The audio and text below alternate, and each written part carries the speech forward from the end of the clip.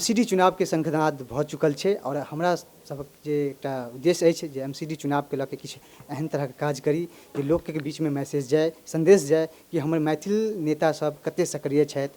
तऽ एहि संदर्भ में हम अखन पहुँच गेल छी नंगली सकरावती जे वार्ड नंबर 34 छै और ओहि 34 से अखन जे छै वर्तमान में निगम पार्षद सत्येंद्र सिंह राणा छथि। सत्येंद्र भैया हमरा सबके बीच एखन उपस्थित छथि। हुनका से हम किछु यही संदर्भ में हुनका से चर्चा करब, एहि क्षेत्रक बारे में जानकारी लेबाक कोशिश करब। तो सत्येंद्र भैया अपने के मिथिला दर्शन में बहुत बहुत स्वागत है। बहुत बहुत धन्यवाद। हम अपने से पूछा चाहब जे बिजनेसमैन से एकटा समाजसेवी बनबाक जे विचार छलै वो अपने के मन में कहिया आयल? सबसे पहले मिथिला दर्शन का हम धन्यवाद दै छी कि ई पहल कलका। जहाँ तक हमर जीवन काल के बात छै, हम अखनो बिजनेसमैने छी, अखनो हम पॉलिटिशियन नहीं छी। पॉलिटिक्स के परिभाषा बहुत अलग छै हमर विचारधारा के हिसाब से कि पॉलिटिक्स एक रेवोल्यूशन छै।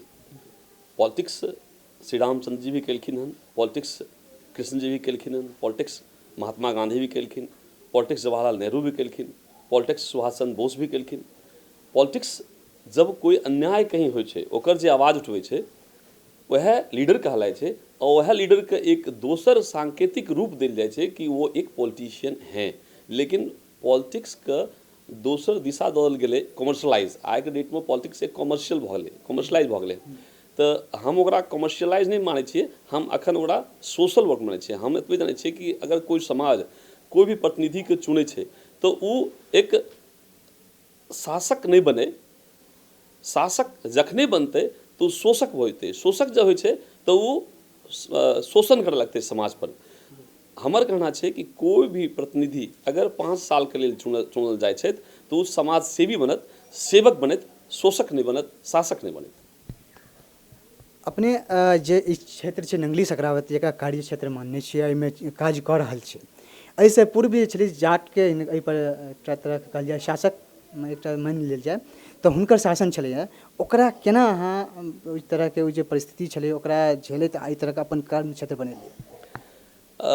पहिने और अब में यह अंतर छै कि पहिने के जे पार्षद आबै छला तऽ लाल बत्ती एम्बेसडर पर लगल आ पीछा में 2 एंटीना लगल रहे शीशा आधा खुले रहे खिड़की का आ लोग शीशा के तरफ दौड़े रहथिन आ नमस्ते करे लेल। आइ पार्षद यह छै कि वो गेट खोल के उतरे छै आ अपन भाई के पैर छू प्रणाम करे छै आ सबको मान सम्मान दै छै। हम पहिने अहाँ कहलहुँ कि हम एक सेवक के रूप में काज कऽ रहलियै आ जब तक पॉलिटिक्स में राजनीतिक कैरियर हमर रहते तखन तक हम सेवक बन के काज करबै, शासक बन के काज हम नहीं करल चाहै छी। ई केना संभव छै कि एकटा बिजनेसमैन फेर ओ रूप बदलि कऽ आबि जाइ छै समाजसेवी और फेर जेना अपने निर्दलीय लड़ि कऽ तब तक पहुँचल छी, आब कांग्रेस में शामिल भऽ गेलहुँ हँ, तऽ ओहि कांग्रेस में शामिल होइके मतलबे छै कि अहाँ राजनीतिक दिस अपन कदम बढ़ा रहल छी। ई डिसीजन कतेक उपयुक्त लागि रहल अछि? राजनीति कई तरह के हम पहिने कहलहुँ राजनीति रामोचंद्र जी केलका, राजनीति कृष्णो केलखिन हँ। परिभाषा अलग छै, सोचे के मतलब क्षमता अलग छै। कौन आदमी कोन ढंग से सोचे छै। आइ डेट में कोई पॉलिटिक्स करे छै, इलेक्शन लड़े छै तो 2 करोड़ 4 करोड़ रुपया खर्च करे छै, सोचे छै हम अगर 2 करोड़ रुपया खर्च करबै तो काल्हि एकरा उद्योग के रूप में हम 200 करोड़ रुपया कमेबै। लेकिन हम कोई भी भाई छै हमर, हम नहीं ककरो दारू पिलबै छियै, नहीं हम ककरो पैसा बाँटै छियै। हम एक मित्र बन के समाज के काज करै छियै। अगर जीत के आबै छियै तो 24 घंटा समाज के लेल ठाढ़ रहै छियै। की कहै छै बिजनेस एक अलग चीज छै। हम बिजनेस हमहूँ अखनो करै छियै, लेकिन बिजनेस के हम अलग रखै छियै आ राजनीति के समाज सेवा के हम बिल्कुल अलग रखै छियै। तऽ एतऽ जे छै अहाँ समाज सेवाके अलग रखू और राजनीति छै ओकरा अलग रखू, हमरो इएह अछि विचार। लेकिन ओहि बीचमे हम ई कहब जे अहाँ जहन पहिले जहन चुनाव जीत के एलियै तऽ ओहि समय जे अहाँके जे भेटल ई क्षेत्र, ओहि क्षेत्रमे की स्थिति छलै हन, ओकरा केना केना ओकरा सम्हारलियै, ओहिमे की काज केलियै तकर कने हमरा जानकारी दिअ। सबसे पहिने तऽ अहाँ कहब लोकतंत्र के मीडिया एक दोसर स्तंभ छै। लेकिन ई जे अहाँ सवाल केलियै हन ई सवाल हमरा से नहीं पूछक चाही, अहाँके जनता से पूछक चाही। जनता अगर कहते तो ज़्यादा बेहतर होते। अपन बड़ाई तो मुँह से अच्छा नहीं लगे छै कि हम कहब। अहाँके प्रश्न छै आ जवाब हम दै छी अहाँके कि आज से 5 साल पहले कोई गली में एक स्ट्रीट लाइट नहीं रहे। लोग अपन घर का काम में लाइट जलवे रहे, अपन घर के छज्जा में लाइट जलवे रहे, और देख के लोग गली से निकले रहे। गली में चलती है तो पता नहीं चलत रहा कि हम दिल्ली शहर में छी कि गांव देहात में छी। आए हमरा लगे छै बिहार यूपी के गांव बढ़िया रहे, जो हिसाब से दिल्ली के हमर कॉलोनी रहे, जहाँ हम शहरी क्षेत्र कहे छिए कि हम गाँवों में जाए कहे हम दिल्ली में रहते हैं, लेकिन दिल्ली में रहते हैं तो एक लाइट भी नहीं लगी हुई थी। हमारे रीजन में हमारा एक मैनिफेस्टो अभी हमने निकाला है, आप देखिए इसको। इसमें हमने पूरा वर्णन किया है कि 5 साल में हमने 7 स्कूल के भवन का निर्माण किया। और ये ऐसा नहीं कि मैं बड़ाई कर रहा हूँ या मैं कुछ भी बोल रहा हूँ, आप उसको जाकर देख सकते हैं। हमारे क्षेत्र में घासीपुरा एरिया है जिसके स्कूल का भवन का निर्माण हमने किया। कुतुब विहार बाल विद्यालय है जिसके भवन का निर्माण हमने किया। ताजपुर गोयला खुर्द के स्कूल भवन का निर्माण हमने किया। दीनपुर स्कूल भवन का निर्माण हमने किया, दीनपुर एमसीडी स्कूल का। उसके बाद खरखड़ी नाहर, जहाँ की पिछले 20 साल से लोग सैड में बैठ के बच्चे हमारे पढ़ते थे। सैड में आप सोच सकते हैं कि दिल्ली शहर में हम अपने बच्चों को, जो भी अमीर लोग हैं, अपने बच्चों को द्वारका और कॉन्वेंट में पढ़ने के लिए भेजते हैं, लेकिन हमारे क्षेत्र में जो गरीब बच्चे थे, जो एमसीडी स्कूल में पढ़ते थे, जिसकी आबादी 1600 और 1700 और 2-2 हज़ार बच्चे इसमें पढ़ने आते हैं, और वहाँ बच्चे सैड में पढ़ते थे। वो हम बिल्डिंग बनवेलिए। आ बिल्डिंग बनवा के आए बच्चा हमारे सब मतलब पक्का के बिल्डिंग में रहे छे। आए हम चैलेंज करै छी बात का कि 3-3 मंजिल के बिल्डिंग छे, मतलब थोड़ा प्राइवेट स्कूल से बढ़िया बिल्डिंग हम बनवेलिए। अखन फिर कुतुब विहार बालिका गर्ल्स विद्यालय छे, बालिका एमसीडी विद्यालय छे, ओकरा बिल्डिंग के निर्माण के काज शुरू छे, ओकर उद्घाटन कर लिए है। आधा काज भ चुकले है। हमरा उम्मीद छे इलेक्शन से पहले शायद बिल्डिंग ओहो ठार भ जेते। पहले बच्चा जे रहे सब टाट पट्टी पर बैठे रहे। हमरा सब ध्यान छे आइ से 30 साल पहले, 35 साल पहले, 40 साल पहले कि जाए रहिए स्कूल में पढ़े लेल, तो बोरिया लऽ करके आ झोला में भर के जाए रहिए पढ़े लेल। तो 40 साल का पहले का हिंदुस्तान कि दिल्ली के हिंदुस्तान में आश्चर्य हमरा लगले कि दिल्ली में बच्चा बोरी लऽ के आवे छे आ टाट पट्टी पर पढ़े छे।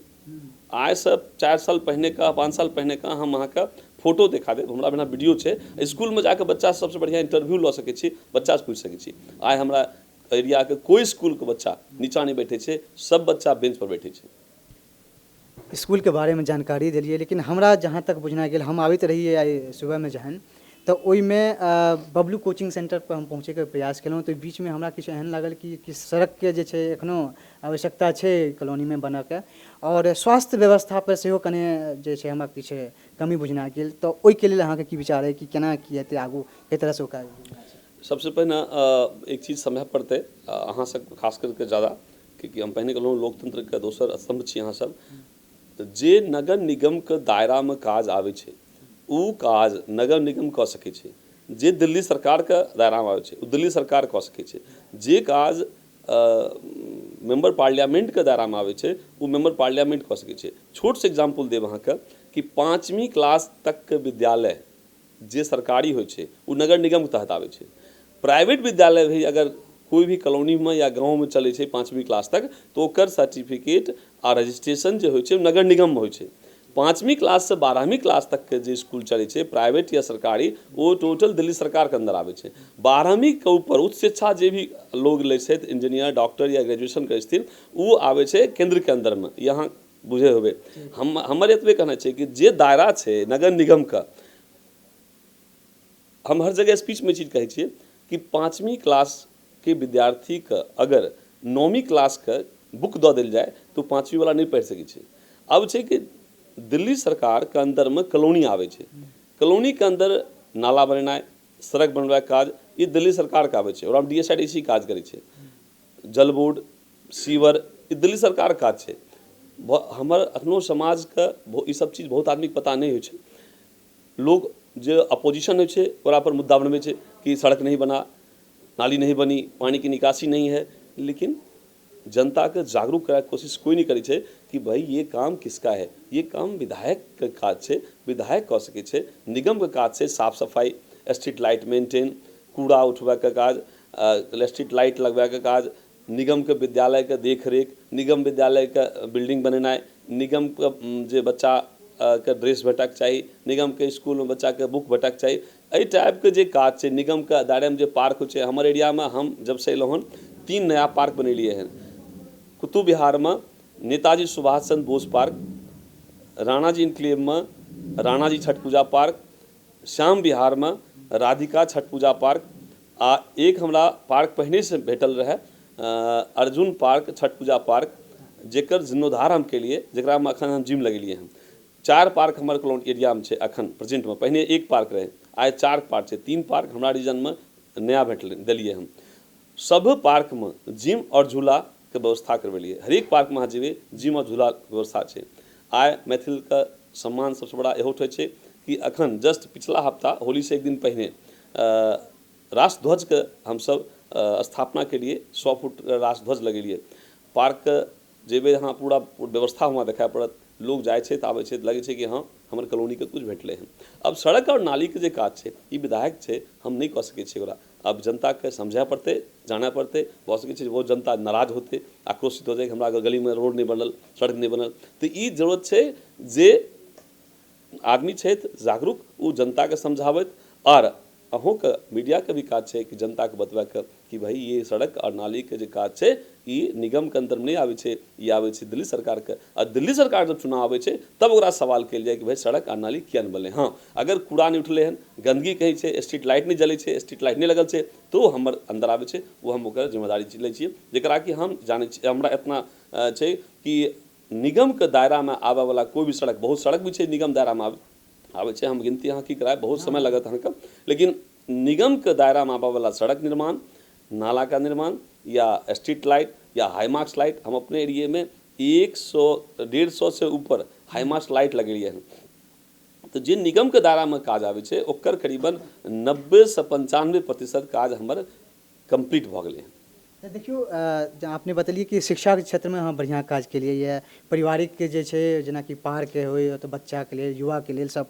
हाँ, हम ई कहब जे देखियो एमएलए के कोटा से हो चाहे सांसद के कोटा से हो, बहुत तरह के काज होइ छै, लेकिन अनुशंसा तो अहाँ कह सकै छी जे हमरा क्षेत्र में इस तरह के चीज के आवश्यकता छै, और ओहि चीज के लेल तो चाहे वो सड़क हो, चाहे शिक्षा से हो, चाहे वो स्वास्थ्य से हो, अनुशंसा तो अहाँ कह सकै छियै।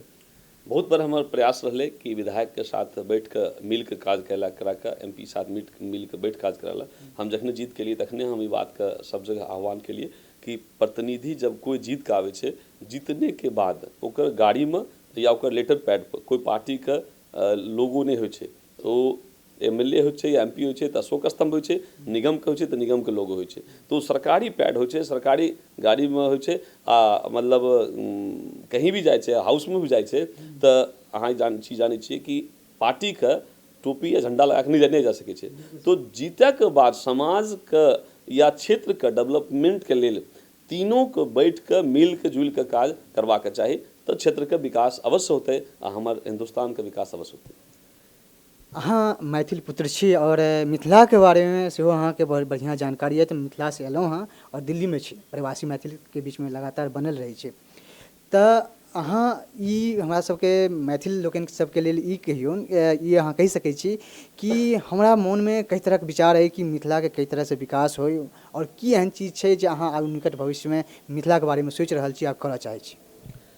अखन हाउस रहे लास्ट हमर बजट सेशन जो चले रहे, ओकरा में हम एजेंडा में डलवेलिए हन कि अगर पंजाबी भाषा के लेल स्कूल में स्टूडेंट आवे छै, उर्दू भाषा के लेल टीचर छै, उर्दू भाषा के लेल टीचर छै, तो मैथिली अष्टम सूची में छै, तो मैथिली भाषा भाषी के लेल स्कूल में टीचर किया नहीं छै।